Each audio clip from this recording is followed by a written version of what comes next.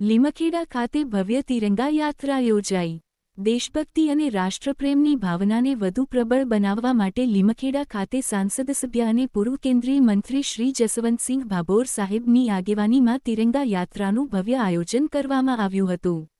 યાત્રામાં ધારાસભ્ય શ્રી શૈલેષભાઈ ભાભોર, મહામંત્રી શ્રી અનિલભાઈ શાહ, ભરતભાઈ ભરવાડ સહિત સરપંચો, તાલુકા પંચાયત સભ્યશ્રીઓ અને મોટી સંખ્યામાં વિદ્યાર્થીઓ, શિક્ષકો, યુવાનો તથા નાગરિકોએ ઉત્સાહપૂર્વક ભાગ લીધો હતો। હાથમાં તિરંગો લઈને ભારત માતાના જયઘોષ સાથે યાત્રા શહેરના મુખ્ય માર્ગો પરથી પસાર થઈ હતી। સમગ્ર વાતાવરણ દેશભક્તિના રંગે રંગાઈ ગયું હતું।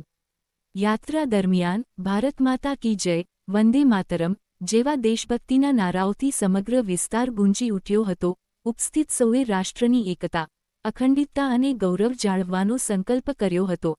આ તિરંગા યાત્રા દ્વારા યુવાનો અને વિદ્યાર્થીઓમાં રાષ્ટ્રપ્રેમ, એકતા અને દેશ પ્રત્યેની જવાબદારીની ભાવના કેળવવાનો સુંદર સંદેશ આપવામાં આવ્યો હતો। દીપક રાવલ, દાહોદ, લીમખેડા।